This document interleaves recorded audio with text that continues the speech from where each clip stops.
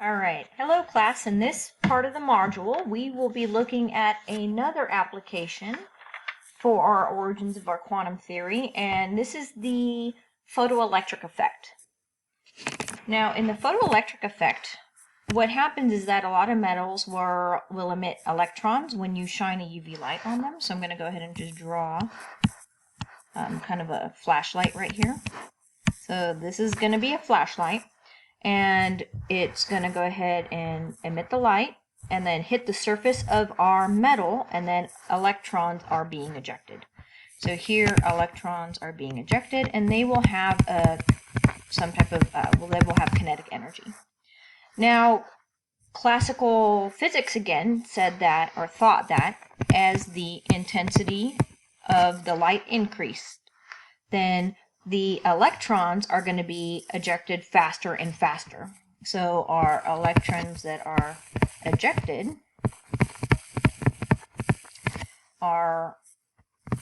it's going to get faster and faster.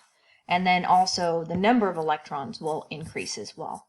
And they also thought, that, I'll put two little stars, and again this is classical physics, they thought that all the frequencies of light, so all the frequencies of light shouldn't change which electrons are being ejected. So all frequencies shouldn't change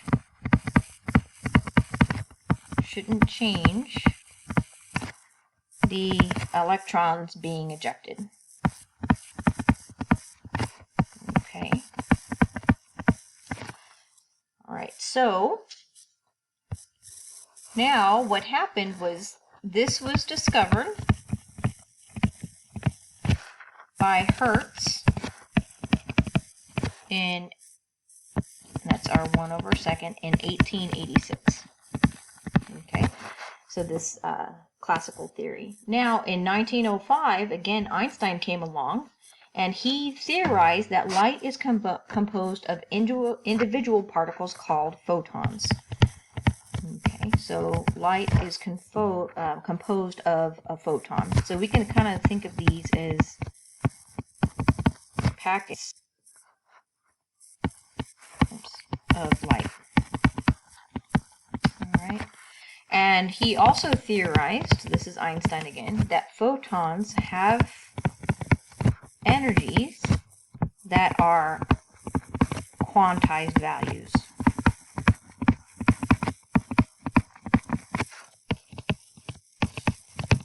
And we're going to go ahead and I introduced that formula that he came up with in the last module, but I'm going to go ahead and write it here again and relate it to photons. So E equals N H nu. So remember, H is Planck's constant. So, however many photons you have, that energy hitting the metal is going to be the energy per photon. Okay, so what does that mean? All right, so let's go ahead and take a look at our kinetic energy again. So our kinetic energy, our energy here is related to this H and U. Right now I'm going to leave out the N. N is just going to be an integer 1, 2. This N will come into play later with different examples, and we'll relate them to shells, energy shells, or energy levels in an atom. But for now, this H nu actually means the energy of the photon. So this is our energy of our photon. And what Einstein found was that there was some barrier or some threshold. Okay, so we're going to call that Planck's constant with nu naught. So this is some barrier, or some initial amount of energy. And we can call this part the work function. So this is called a work function. Just this whole thing. So we can relabel this. So I'm going to rewrite this part as the work function. So it's the same formula, h times nu, minus that symbol. So now this is the work function. And what he had found was as your frequency increases past the threshold,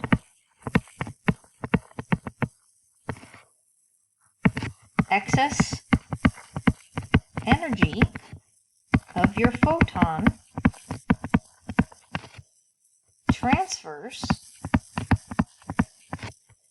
to the electron in the form of kinetic energy. Okay, so our formula is Ke equals h nu minus that work function. So how much energy does it take to eject an electron? So what this means is that if the photon doesn't have enough energy, if it isn't greater than 0, then our electrons must stay in the metal. Okay, so in quantum theory, they found that the kinetic energy doesn't depend on the intensity of light. So let's go back up to what they thought before. So here, they thought that the energy was related to the intensity of light, but that's not really true. Now, in quantum theory, it is found that it's going to be the frequency of the light that matters. If our frequency is below a threshold, it's not going to eject the electron. Okay, so I'm going to write that at the bottom. So here, if our frequency is below the threshold,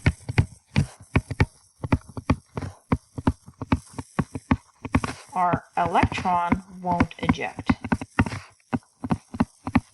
Okay, so now this is going to be a concept that's kind of hard to understand until we do a problem. So let's look at an example. The lowest frequency light that will produce, not product, so it should be produce, the photoelectric effect is called the threshold frequency. Okay, the threshold frequency for indium is 9.96 times 10 to the 14 per second. What is the energy in joules of a photon of this radiation? So if we solve A, we know our frequency is going to be 9.96 times 10 to the 14 per second. Now that's our threshold frequency, right? And we want to be able to find our energy. So if we want to find our energy formula, like I showed you before, is going to be E equals H times nu. And here, I know I put the other formula with the work function, but this is how we're going to work with that, with the actual formula, E equals H Planck's constant times mu. So this is going to be 6.63 times 10 to the negative 34 joules times second, times our threshold frequency, which was 9.96 times 10 to the 14 per second. So then the seconds will cancel, and we're left with our joules. So we get 6.60 times 10 to the negative 19 joules per photon. Okay, so what's the energy? That's our energy. Now, what the second question is, this is where we have to understand it more conceptually. Will indium display this photoelectric effect with UV light or infrared light? So we know the threshold frequency is 9.96. So I'm going to put this here, 9.96 times 10 to the 14, second minus 1. Now, if the light is not greater than this frequency, nothing's going to happen. You can't eject the photon. And so here, let's look at UV light. So you have to look this up in your table. And we know that UV light, so UV, it's roughly 1 times 10 to the 16 per second. So here, is that a frequency greater or smaller than our threshold? Well, we know times 10 to the 16 is greater. So yes, this is above our threshold frequency. This is above the threshold frequency. Okay, so UV light works, but what about infrared? Now, if we look up infrared, you'll see that it's 3 times 10 to the 14, 1/seconds. Now, is this, and let's relate it to our threshold frequency, is that enough energy to eject that electron? Is the frequency high enough to do it? Well, no, it's 3, so it's actually going to be less than our 9.96. So indium will not display the photoelectric effect with infrared. So no, it's below the threshold frequency. Okay, so that will not display. And there's the formula we have it in our book as well, where we have our kinetic energy equals our energy of our photon minus that work function. We are not going to be focusing on problems doing that type of math. The one I want you to focus on are these types of problems. Okay, so let's do one more example for the rest of this module. Now, this example is going to kind of put a few things together for us. It's kind of a summary of what I've just been talking about. For radiation of wavelength at 242.4 nanometers, the longest wavelength that will bring about the photodissociation of oxygen, what is the energy of 1 photon? So let's go back to using our formula again. E equals h times nu. So I wanted to just piece this problem together with an older formula that we were using. Recall that our speed of light equals our wavelength times our frequency. Now what we can do is solve for frequency here, which is c over lambda, and we can plug that in to this variable, and we can get E equals hc over lambda. I just wanted to show you this kind of formula because these are very typical problems that you'll see in this chapter. So for what radiation of wavelength, okay, we need to find the energy of 1 photon, so that's the formula to find the energy. Do we know what h is? H is Planck's constant, so yes, we know what that is. We know that c is speed of light, and do we have the wavelength? Yes, we have it in nanometers. So let's go ahead and start this one. So for part A, let's go ahead and, well, let me erase this so we have more room. And I'm going to rewrite this up here just so we can have, and I'll erase this because I realized I'm running out of space. Hopefully you guys have that. You're writing as I'm going. And this just equals hc over lambda. Okay, so then our energy then will be our Planck's constant, 6.626 times 10 to the negative 34 joules times seconds times the speed of light, 3 times 10 to the 8 meters per second.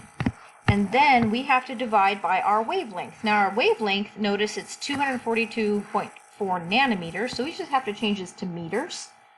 And so if we want to change it to meters, we're going to get 242.4 times 10 to the negative 9 meters. So I'm just going to plug that in there, 242.4 times 10 to the negative 9 meters. Now that cancels, seconds cancels, and our final answer is going to be 8.201 times 10 to the negative 19 joules per photon. Okay, so this is always, when you do the energy calculation, it's always per photon. Now in B, it says, what about moles of photons? Well, in part B, what you need to do then is use Avogadro's number. 8.201 times 10 to the negative 19 joule per photon. So if we use Avogadro's number, we know that in 1 mole, we've got 6.022 times 10 to the 23 photons. Okay, so I tried to point this out at the beginning of the class. You might not remember, but 1 mole here can be that many photons. So in the end, we'll get 4.938 times 10 to the 5 joules per mole. Okay, on to the next topic.